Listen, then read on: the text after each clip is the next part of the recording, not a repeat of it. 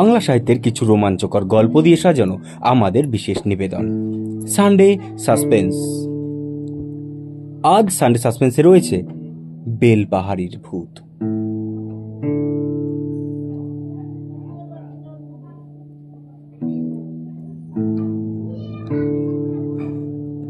আজ শুক্রবার।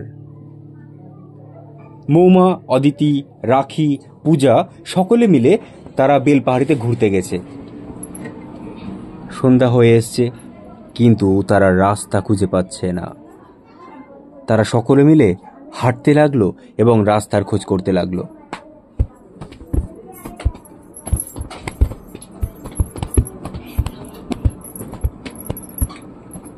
তখন রাখি পূজাকে বলছে, কি রে, আজকে রাস্তাটা পাবো না মনে হচ্ছে।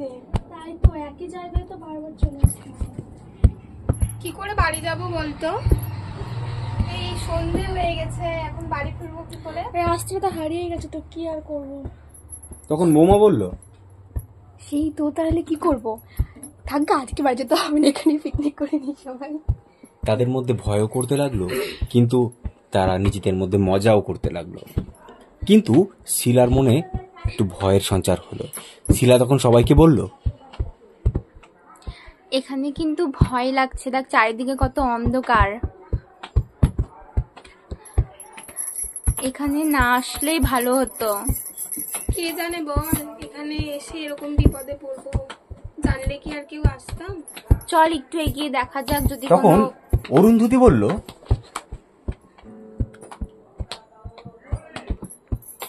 আমি বাবা হিসাবে নেই, আমার খুব ভয় লাগে।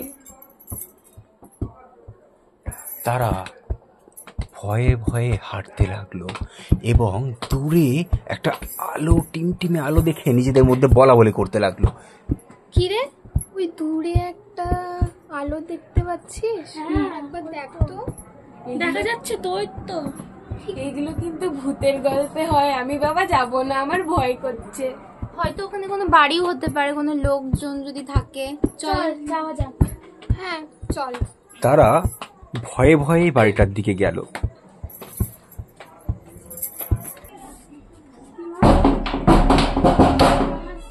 বাড়িতে কে আছেন? কে? পূর্ণিমা। পূর্ণিমা? আচ্ছা দাঁড়াও বাবা, দাঁড়াও।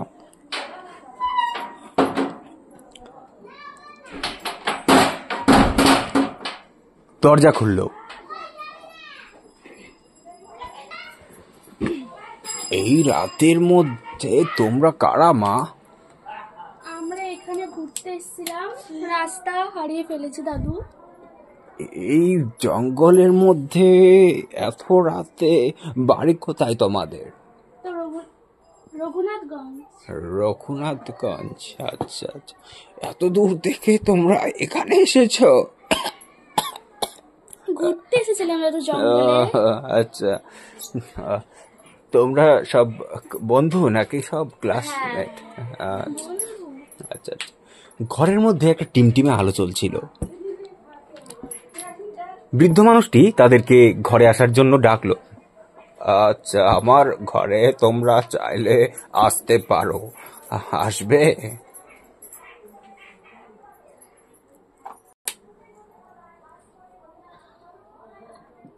আমার ঘরে আসবে তোমরা?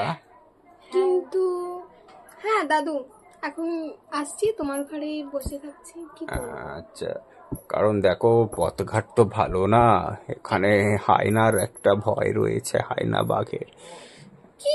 হায়নার কথা শুনে সবাই চমকে উঠলো। কি হয় না?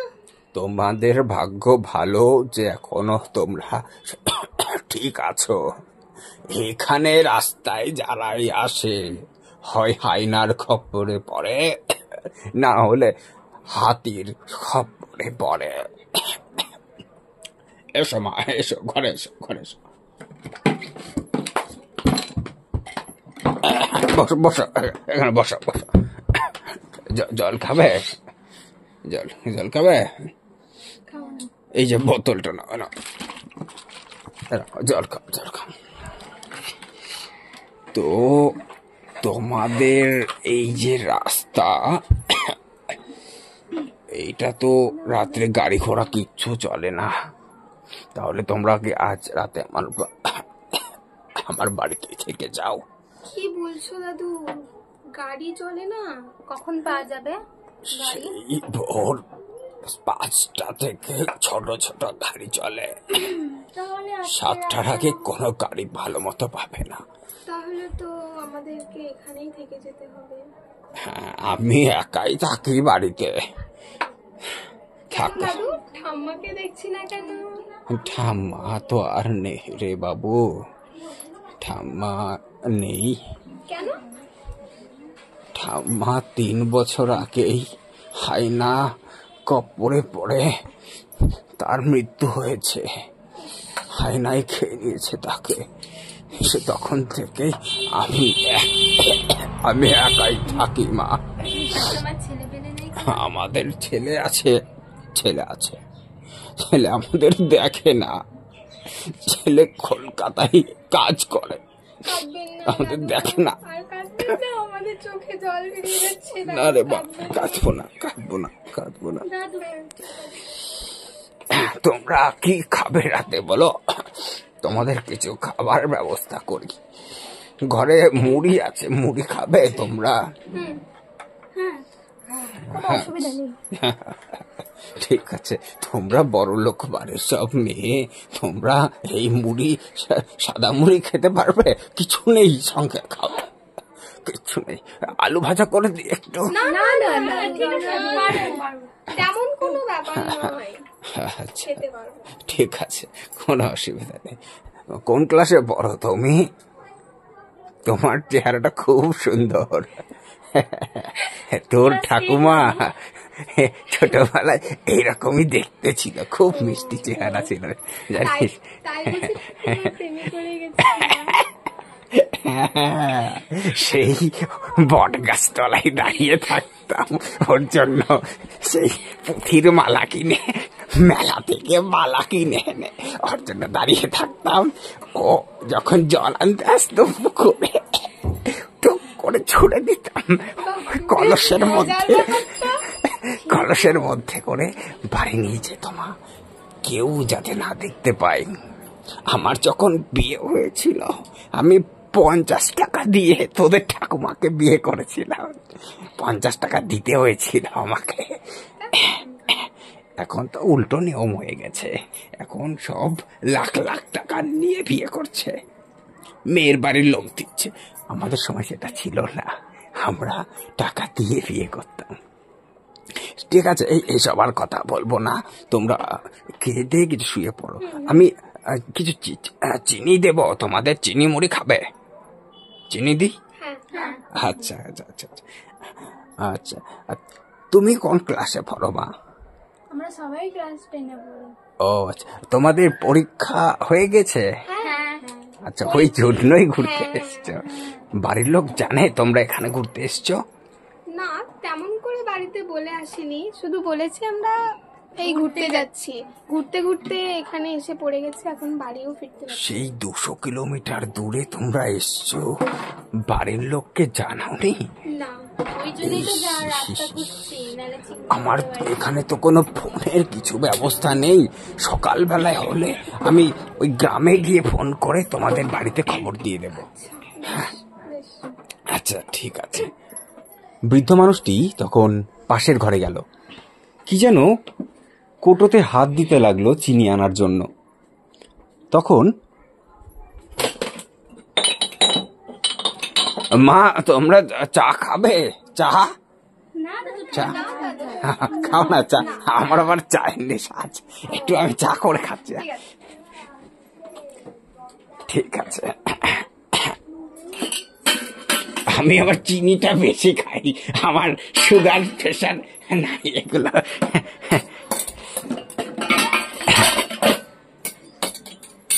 বৃদ্ধ মানুষটি তখন চা করতে লাগলো এবং তাদেরকে মুড়ি এবং চিনি দিল।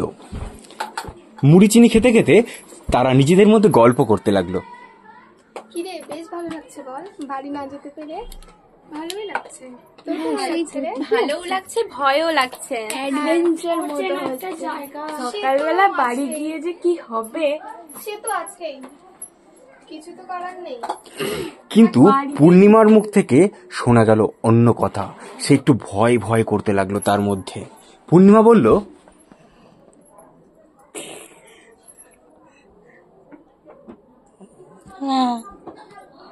আমার একটু ভয় ভয় লাগছে। তখন পূজা জিজ্ঞেস করলো যে কি ব্যাপার, ভয়ের কারণ জিজ্ঞেস করলো। ভয়ের কারণ কি পূর্ণিমা দি? সেম কথাও রাখির মুখ থেকে শোনা গেল। বলেছিস, তাদের গা ভয়ও ছমছম করতে লাগছে, লাগলো। একটু কেমন লাগছে না এই ফাঁকা জায়গায়। কি করবো? বৃদ্ধ মানুষটি হঠাৎ করে চলে আসায় তারা একবার চমকে গেল। কি হলো? আমি তোমাদের দাদু। ভয় পেয়েছো? ছৌ ছৌ ছৌ ছৌ ছৌ ছৌ। আরে আমি হঠাৎ করে চলে এসেছি। আরে অন্ধকার ঘর তো, তোমরা কি হাইনা ভেবেছ আমাকে? আমাকে হাইনা ভেবে নিয়েছ? ঠিক আছে, রাত তো হয়ে গেল, আমি পাশের ওই ছোট্ট কোণাতে আমি শুয়ে থাকছি, তোমরা চৌকিতে একটু কষ্ট করে শুয়ে পড়ো, কেমন? তোমাকে যদি হায়নাতে এসে ধরে নিয়ে যায়? হ্যাঁ রে, আমাকে হাইনাই ধরবে না রে, আমাকে হাইনাই ধরবে না, কেন? আমাকে হাইনাই ধরবে না, আমাকে হাইনাই ধরবে না। তোমরা ঘুমাও শোনা, ঠিক আছে, ওটা পরে তোরা জানতে পারবি। ঘুমাও ঘুমাও ঘুমাও, ঠিক আছে। এই ঘুমিয়ে পড়বে সবাই, ঘুমিয়ে পড়, রাত হয়ে জানে। সকাল হলো। সকালে তারা দেখতে পেল একটা অবাক ঘটনা। তারা কিছুতেই তাদের চোখকে বিশ্বাস করতে পারছিল না। তাদের চক্ষু ছানা ভরা, একে অপরের দিকে চেয়ে আছে, শুধু একটা কথাই বলছে, কি ব্যাপার? কি ব্যাপার? কি হলো এটা? কি হলো? তারা দেখতে পায় তারা একটা বড় বট গাছের নিচে শুয়ে আছে। কি ব্যাপার? দাদু কোথায় গেল? এখানে বাড়িতে ছিলাম তো আমরা, এখানে কি করে এলাম? ঘরের মধ্যে রাত্রে কত সুন্দর। এই 6 জন মেয়েকে দেখে একটা গ্রামবাসী এসে বলল, এই আপনারা এখানে কি করছেন এখানে একটা সকাল সকাল? বাড়ি বাড়ি কোত্থেকে আসবে এখানে? আমরা তো এই বাড়ির মধ্যেই ঘুমিয়েছিলাম। একটা আপনাদের মাথা ঠিক আছে? দাদু, আচ্ছা, সেই যে হাইনাই একটা খেয়েছে, এই রোগা করে তো দাদুটা, চশমা পরতো, একটা পাকা পাকা দাড়িগুলো বেশ পেকে গেছে। একটা হাত ভাঙা ছিল একটু। আচ্ছা, কেন, কি হয়েছে? উনি তো 5 বছর আগেই মারা গেছেন হাইনার কামড়ে। উনি ওনার বউ দুজনেই তো মরে গেছেন।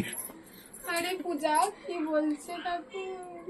তারা দুজনের মধ্যে তারা একে অপরের চাওয়াচাওয়ি করতে লাগলো এবং উত্তর কিছুতেই মেলাতে পারলো না, কিছুতেই তাদের উত্তর মিলল না। কি হলো তাদের সঙ্গে? শেষ হলো বেল পাহাড়ির ভূত।